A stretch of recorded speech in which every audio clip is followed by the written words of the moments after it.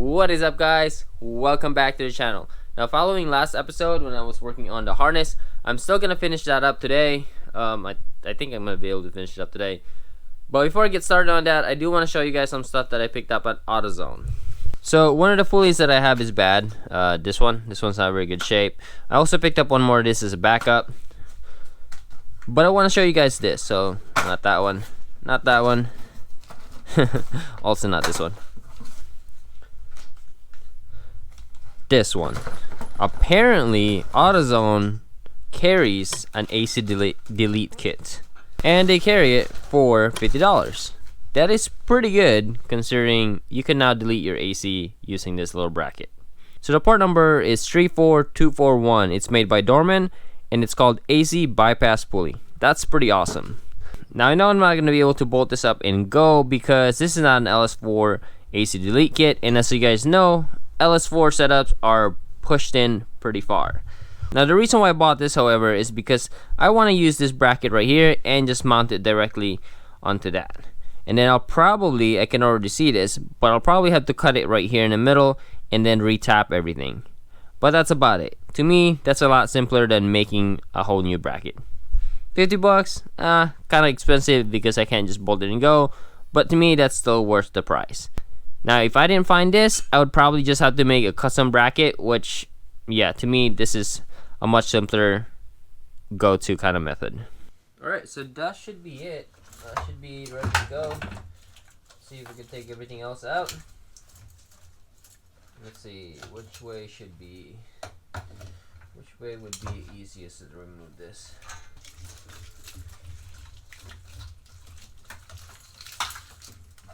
I can't believe this little harness right here. It's enough to power the whole car. That's crazy. Alright, so here's what we need to do. This thing is good up to here. Now this is where the split needs to happen. Okay, so I'm gonna have to open this up again and change how everything goes from here. So this first one right here, I'm actually pretty confident at the length that it needs to be, so I'm actually gonna permanently solder it. The other one, I'll probably do a temporary cut and an extension just to test fit it, and then go from there. I like to keep it the same color if possible, so let's go get one more bundle.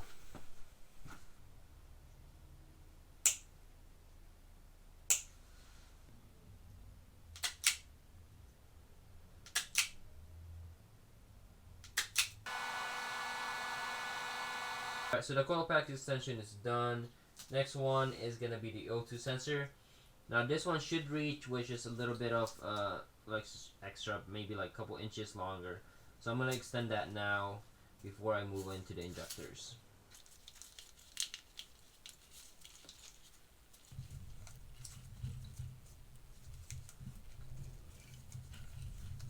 Alright, and so, man, this thing took like a few hours to do. Okay, I'm gonna go ahead and put this back here. Just test fit everything. This side is good, or was good already, so I don't need to change anything there. This side I do need to test to make sure that it could reach all the plugs in here. So I'll mount you guys on the top again.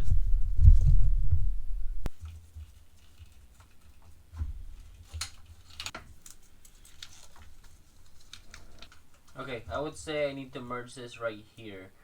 So let's move that up a little bit. Okay.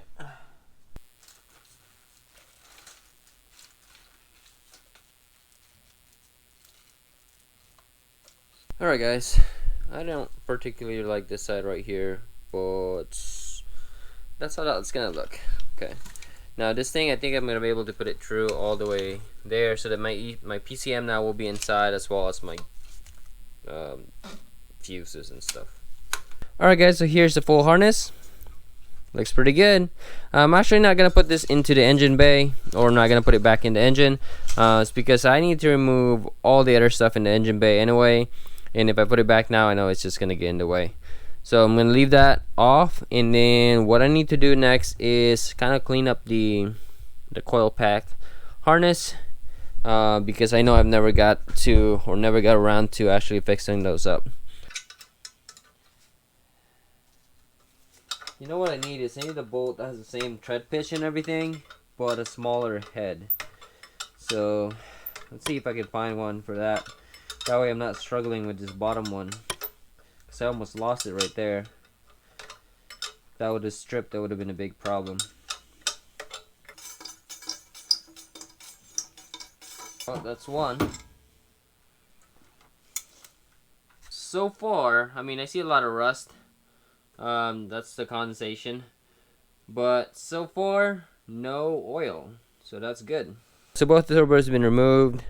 And check out all this rust that I have on here. I haven't painted anything, so I guess that's kind of expected. But what I want to do now is actually clean up some of this stuff, because I know the wiring that goes in there, that's been cut already.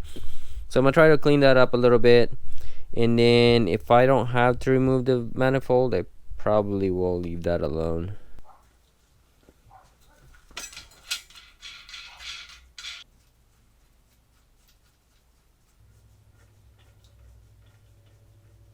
Alright, so I was able to take the bolts off of the transmission mount on the passenger side.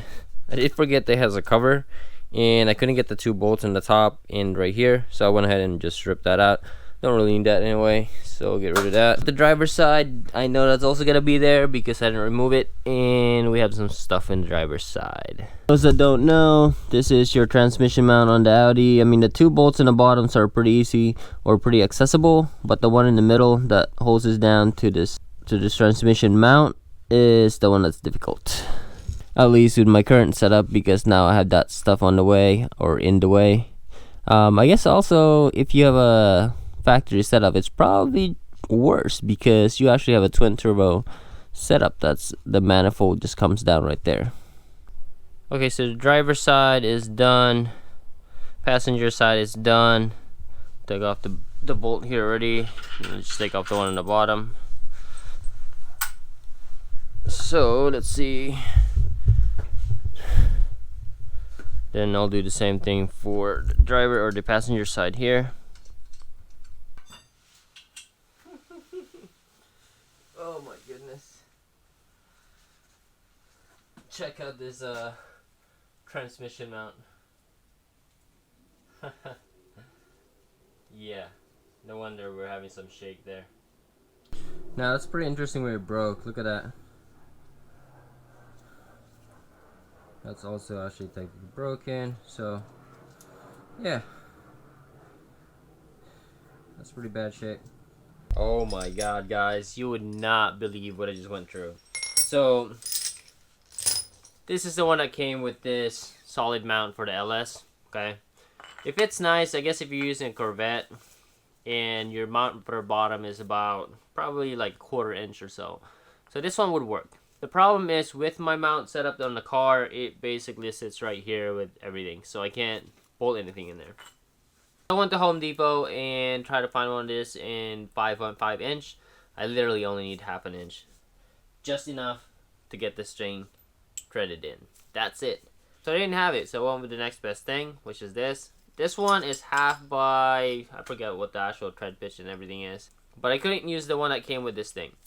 What that means is I don't have a self-locking nut on this thing. So I went to Ace Hardware, try to find this again. The only one they have was about this length, and then they had these. So I ended up getting another nut with a nylon in there, so it does, you know, self-lock, which is good. So it's like, awesome, cool. Found the one I need until I got home, and I didn't realize that this doesn't fit. I must have spent like over an hour trying to find those bolts. I mean, technically I was also trying to find a water pump because apparently no local hardware or no local auto parts store has a water pump. So now that I'm back home, don't really want to go to the store, so I went looking through my bolts, and guess what I found? Are you kidding me? I mean, it's pretty long compared to what I need, but are you kidding me? This thing has been on here the whole time. It's unbelievable. Look at this. Fits, and what the best part is, the tread pitch on this is actually the same, that I'm actually able to use the nut that came with the bolt. So yeah, I'm gonna go cut this off. Now, before we can get to the next part, I do want to install my DTS. It's called Drivetrain Stabilizer. Oh no, I'm missing some washers and... Okay. Alright, first I gotta look for that. And then install this. Like that. Then tighten everything. Because I want this to be in there. I don't want to tighten the whole solid mount and then I still have to put this one in. Okay, give me some few minutes and then I'll set this up a little bit. Well, this is interesting, guys. When I actually first mounted this, I'm gonna use this thing. See this right here? It used to actually sit flush. So somehow my drivetrain moved about, I don't know, 1/4 inch or so. The front is now lower, or vice versa. So it looks like I'm gonna have to tighten that one first and then bring everything down and then tighten the front here because that's actually the right level for the transmission. Either that or the other theory that I have is maybe all my stuff is too heavy in the front. So it just kind of like squats like this because it's too heavy in the front. Alright, yeah. Alright, so now that's mated. That's good. That's how it's supposed to look, by the way. It's supposed to be sitting flush like that. And I want to show you guys this one right here. The transmission mount. Notice all that? That's a good sign to me. That means everything is still pretty lined up.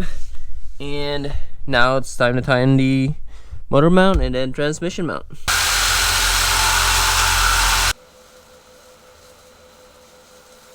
Alright, so that looks not too bad. I said not too bad because I think I might have kind of pushed that a little bit too far. But that should be plenty of clearance for the oil drain now, so that should be good to go. I'm gonna go ahead and let it kind of sit and, you know, cool off a little bit. Then I'll probably just hit it with a little bit of paint. With that said, that is gonna be it for this episode. Thank you guys for watching, and I'll see you guys next time.